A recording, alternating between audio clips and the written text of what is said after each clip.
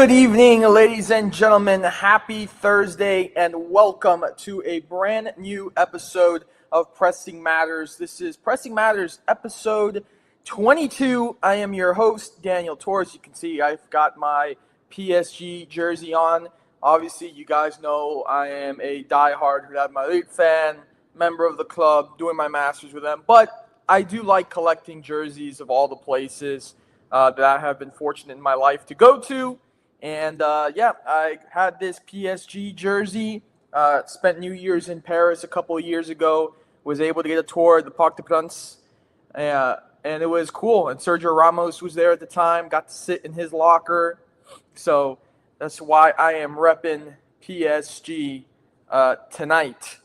And obviously, they are the defending European champions, which obviously I don't like, because if it was up to me, Real Madrid would be the defending champions of Europe all the time, every year. But here we are, episode 22. I hope that everyone is having a great week so far.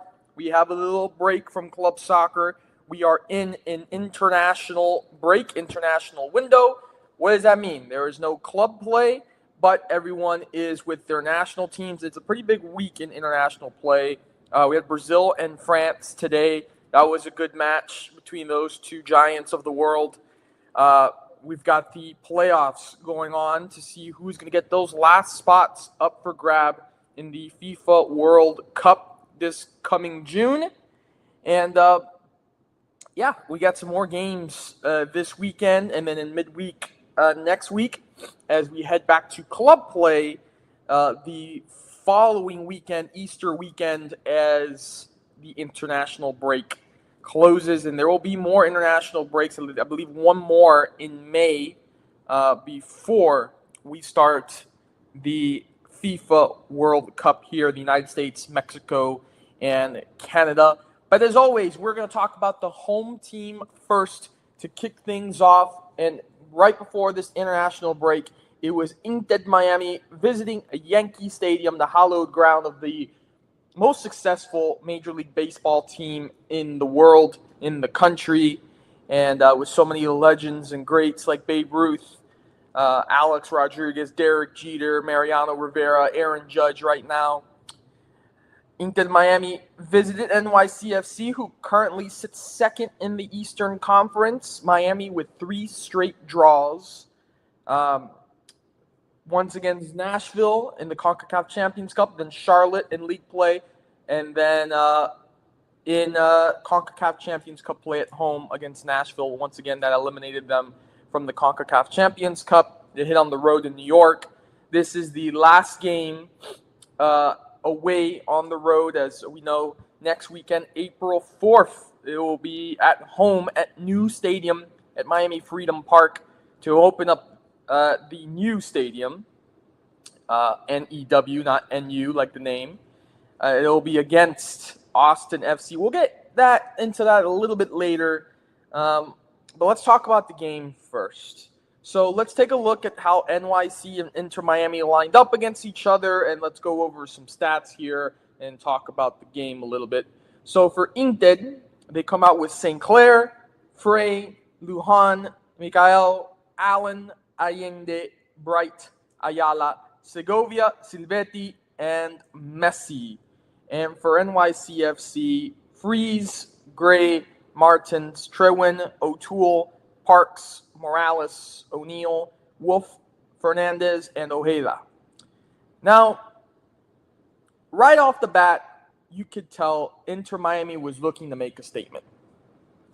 They were upset with just the performance against Nashville, the criticism that they had received after falling out of the competition against Nashville. We went over that last week. We talked about how it was an embarrassment and how Jorge Mas and Inter Miami's front office said that this was, the epitome and end all, competitions they wanted to focus on this year, and then they bow out in the first round. So Inter Miami was looking to make a statement in this game against NYCFC, and they started right away with Gonzalo Lujan. The 3rd minute of this game picks up a goal to give Miami the lead, 1-0. But then after that, Maxi Morales and the men in blue which, by the way, NYCFC owned by Citigroup, which is the group that owns Manchester City. That is why the jerseys are quite similar. Also, backstory, Marcelo Claure from Bolivia, he used to be in the ownership group of Inter Miami, and we definitely know the story there. Was not happy with Jorge Mas and David Beckham, and Marcelo Claure had Masayoshi Son on his side as well. It was split in the ownership group because they knew about the wrongdoings of Inter Miami, kind of getting players under the table, paying money under the table, and that's how it all ended up in Doug Garber's league office and the complaint.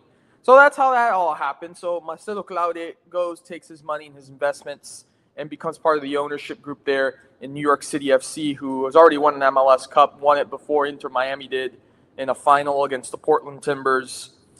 And so it's 1-0, but then again, Maxi Morales and NYCFC, they start to gain momentum. Again, we start seeing the same problems where Inter Miami starts to look very vulnerable in the back line. And in the 17th minute, Nicolas Fernandez equalizes for NYCFC, making it 1-1. And then you start to see now, okay, how is Inter Miami going to respond to this? New York City now has, all the momentum. In the 59th minute, free kick, a dumb foul right outside the box given up by Ian Frey. Really dumb foul, if you ask me. Top of the key, and Agustin Ojeda, beautiful free kick over the wall, hits the crossbar, goes up and down, and falls inside the goal. Nothing Dane St. Clair can do about it. And New York City FC takes the lead 2-1. And from here, you start to think, oh man, I don't see Inter Miami getting 3 points out of this. Even if they do find a way to equalize it, I just don't see with the way Inter Miami has given up after the first goal. I don't see how they can come away with the 3 points. But there is a man on the team named Lionel Messi who gets a free kick from NYCFC in the 61st minute. And he takes this free kick, and it ends up in the back of the net to equalize 2-2. Here's my problem. If you guys go back and watch that goal, Matt Freese, what the hell are you doing? What in the actual hell are you doing? This guy is going the opposite direction and then looks like he's glitching while the ball is coming to the goal, and the ball wasn't even struck that hard, ends up in the back of the net. And if this is the man that Mauricio Pochettino and the U.S. national team are thinking about taking to the FIFA World Cup and having him in the starting role after I just saw that, oh boy, oh my goodness. There's going to be a lot of goals scored on the U.S. I'm not trying to hate on Matt Freese. I prefer Matt Turner. I really do prefer Matt Turner. Matt Turner has more of the experience. I get it. Matt Turner's back in the MLS, and he had a bad run of form last year. But what I just saw from Matt Freese on this goal from Messi, brother, you're gearing up to go to the FIFA World Cup to represent your national team, and you might even get the starting spot. And this is how you're playing so close to June? I just really hope that he can gather himself together and that Pochettino makes the right decision, or that Matt Freese has a great camp before the World Cup, because this is an opportunity of a lifetime, and we talked about it in our show on Monday with everybody, the Plug Talk Sports live show.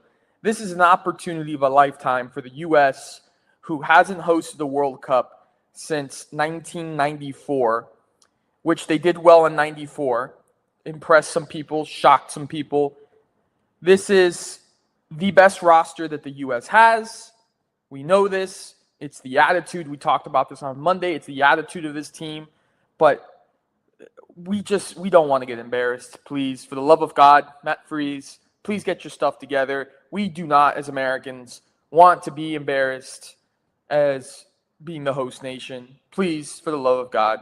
It can't be as bad as Qatar as host nation that did absolutely nothing and did get out of the group as host nation. We don't want to be in that position. So please, I know it's going to be a little bit challenging, a group with Paraguay, Australia, and maybe Turkey, but please, please, please, please, as a plead from all Americans, we need you to be Tim Howard level, which is a big ask, but we need you at least as good. So he gets this free kick in the 61st minute. It's equalized 2-2. And then there again, the momentum shifts. It shifts over to Inter Miami's way. And then in the 74th minute, the new addition to the defense, Miguel, gets a goal, puts them in front, 3-2. And at the final whistle, Inter Miami gains the 3 points in a match where you thought that, all right, after NYCFC went ahead, you thought that this was over and that there was no chance here that Inter Miami would come away with the victory. They do. They get those 3 points, and if we look at the standings, well, let's look at the stats first. So 53% possession for Miami compared to New York's 46. Shots on goal, 8 for Miami, 5 for New York. Shot attempts, 22 for Miami, 11 for New York. Fouls, 14 for Miami, 12 for New York. Yellow cards, 3 for Miami, 1 for New York. No red cards, all even on corner kicks, 7-7. And saves, 5 for Matt Freese in New York and 3 for Dayne St. Clair and Miami. We look at the standings here in the Eastern Conference. Nashville, very hot right now. They continue to lead, up with 13 points.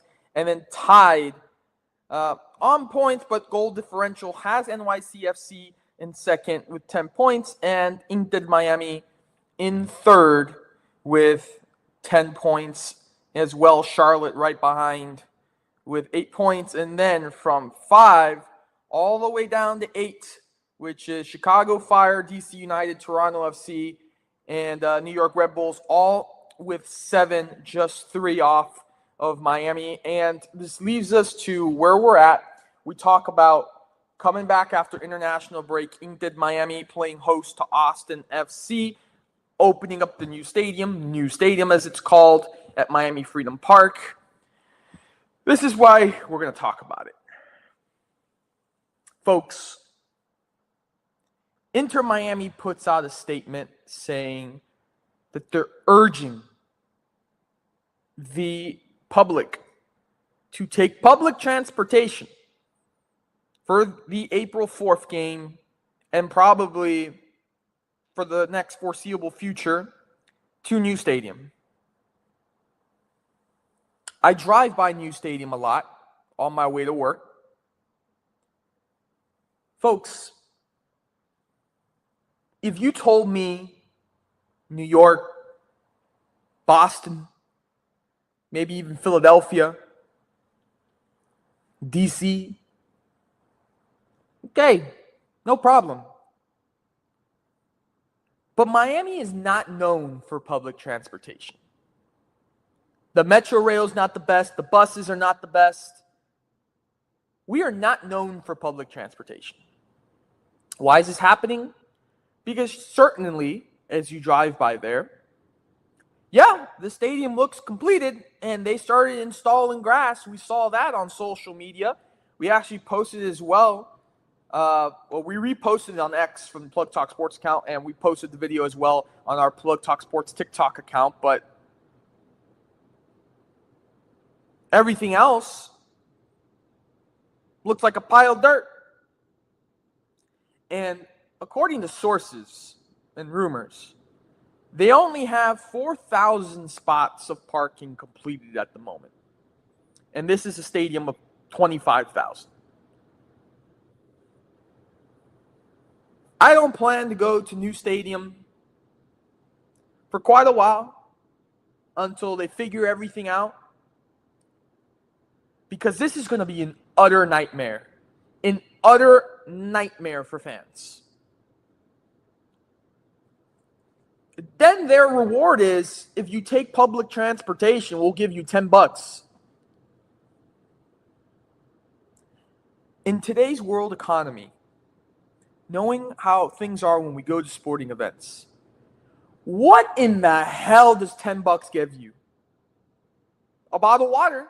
It's definitely not going to give you an alcoholic beverage or any sort of cocktail, mocktail, drink, whatever you want to call it. Just a bottle of water. Congratulations. What a wonderful incentive. If I take public transportation and I go through the hassle of the terrible Miami transportation, I get a bottle of water for free because I got $10. Wow, that makes me want to take public transportation tomorrow. Let me just hop on the Coral Way Max and go all the way down to New Stadium to get me a water bottle. I can't wait. What's going to happen to all the people who show up in their car, try to get one of those 4,000 spots, and when it runs out, they're told, hey, sorry, there's no more spots. Where the hell are you supposed to park? The airport? Are you going to go into the airport, use the parking garage of the airport, and just try to make your way over somehow? Take the train to the rental car transportation center, maybe even park there? Which is going to be a problem for the airport, because the airport, which that's a whole other problem with the government shutdown and lines being the way they are with TSA and people going in for flights, which, mind you, it's spring break still. People are going to be in and out of here from this weekend from Ultra and Miami Music Week. The airport's going to be like, what the hell? Our parking is for people who are trying to catch flights, not people going to the Inter Miami game next door. And there's going to be a problem there, I guarantee you. I guarantee you. But the problem is here, folks. It's stubbornness. It's, hey, we said we're opening April 4th. It's got to happen that day. No matter what, we don't care if you got to park on docks and dirt. It's happening that day. And I can't wait to see what the drone shots are going to be on the broadcast of just the stadium and pretty much construction. What a beautiful opening to the stadium. You know, my problem is that this should be an experience that is catered for the fans, for this amazing moment, for this amazing accomplishment. But quite frankly, I don't think they care. I think they just want their money. Is this how they're going to probably welcome a lot of celebrities to this game? Is this how they're going to welcome Commissioner Don Garber, who I'm sure will be here? Local Miami politicians? Is this how they're going to welcome them to the new stadium with this nightmare? It seems so. It seems so.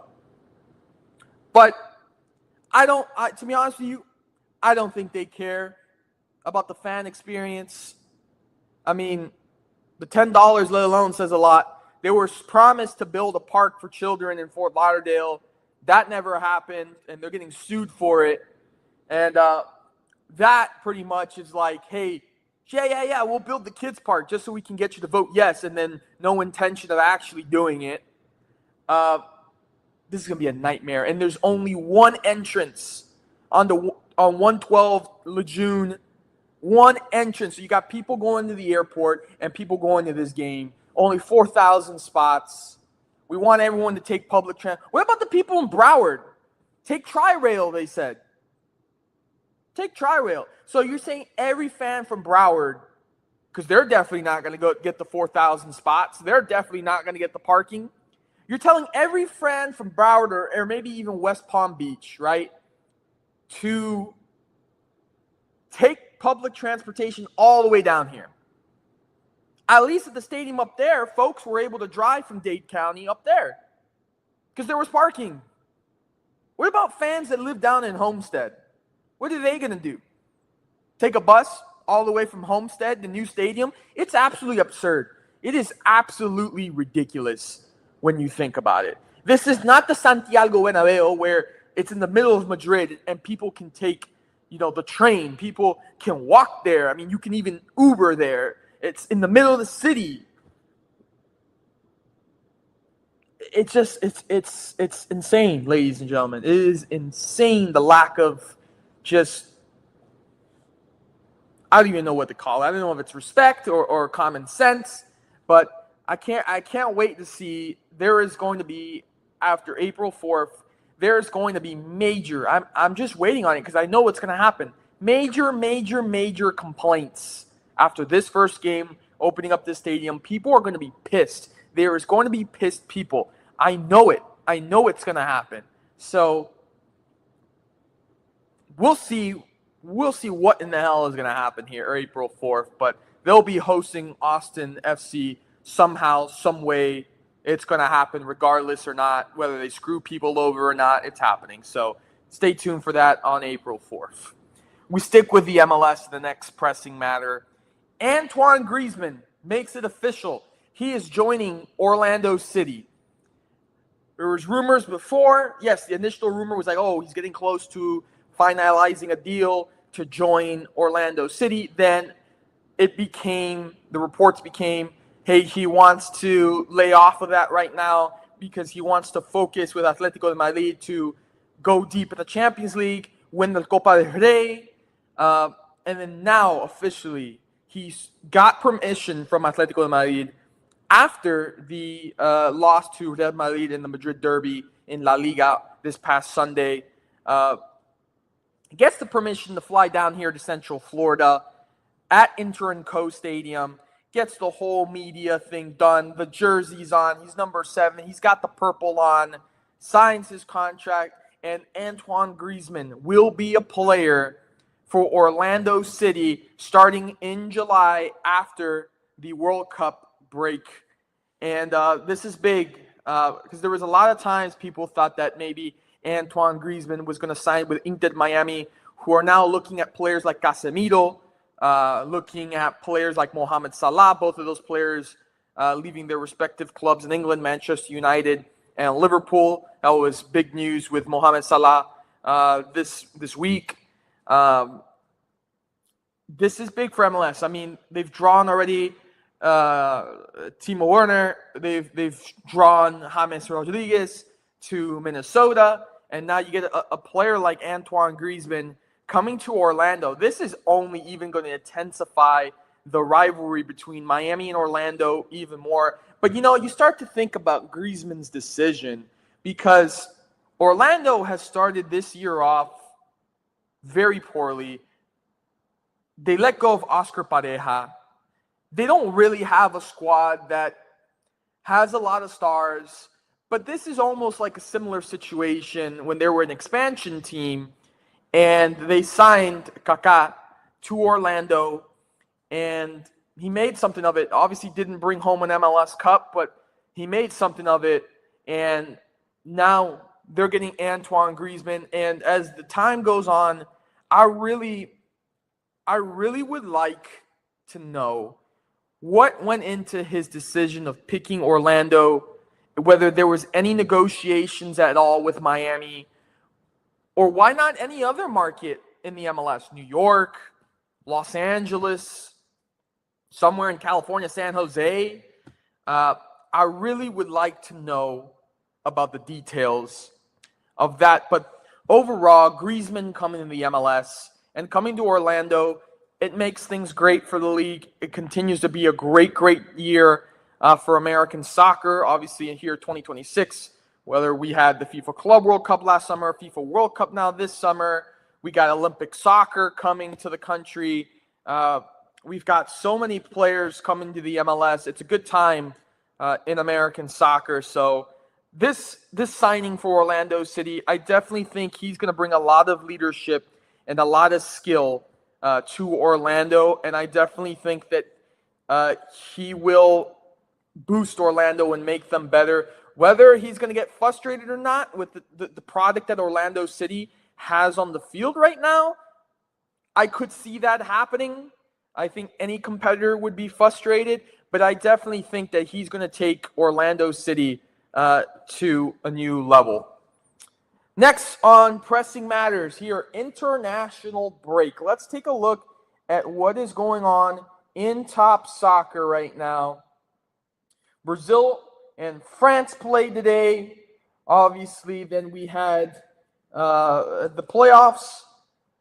Czech Republic and Ireland, Denmark and Macedonia, Italy and Northern Ireland, Wales and Bosnia-Herzegovina, Slovakia and Kosovo, Ukraine and Sweden, Poland and Albania. We know that Turkey defeated Romania to advance to the playoff final, going for those last spots in the World Cup. Obviously, USA has two big matches coming up.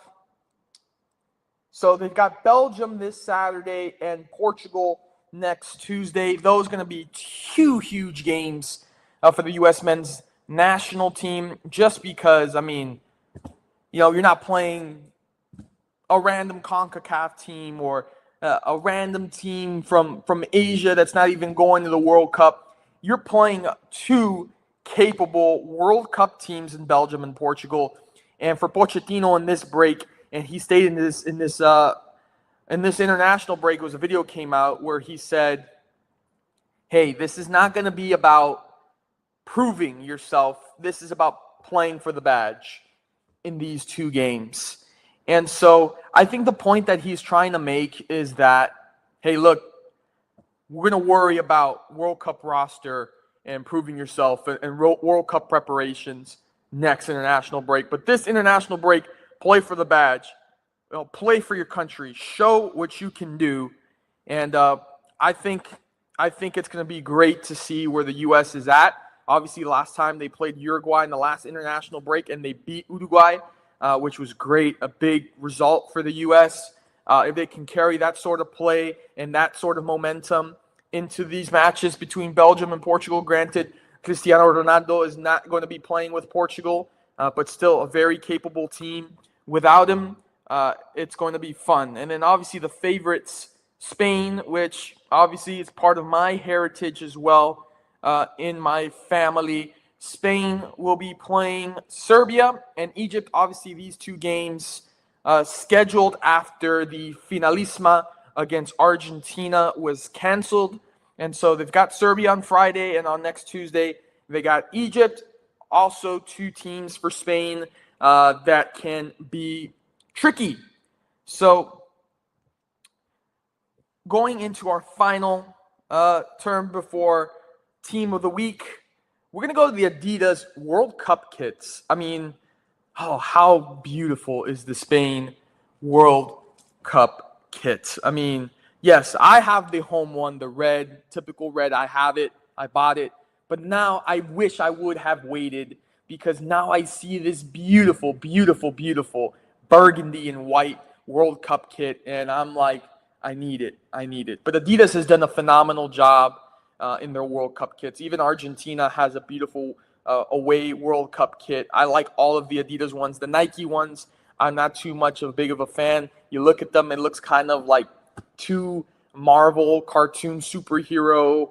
I mean, the Uruguay one kind of looks like Black Panther. I think the only one I really like, obviously, is United States.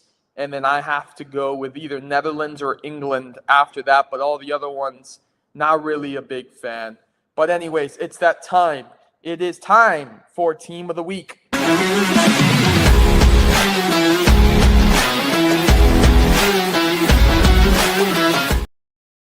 Your Team of the Week is Manchester City. They look dead in the water. They look dead and out of the Champions League to Real Madrid. They look dead in the league, even though they're sitting second, giving up points. But they go into the Carabao Cup final against Arsenal.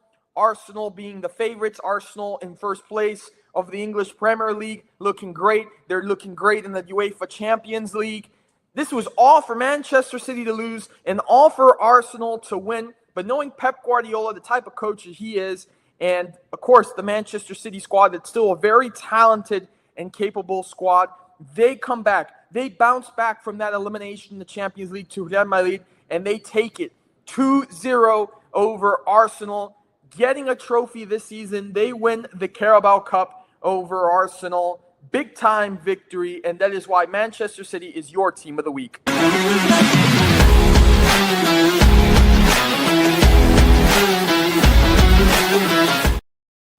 Well, ladies and gentlemen, that's going to do it for myself, Daniel Torres, here on episode 22 of Pressing Matters. We hope that you enjoyed this episode. I hope that you guys enjoy some international break soccer. I hope you guys enjoy your last weekend of March. As we get closer here to the FIFA World Cup, we appreciate everyone tuning in and watching not only to this show, but to all of our shows here on the Plug Talk Sports Network. And we'll see you next week for a brand new episode of Pressing Matters. Have a great weekend, and God bless.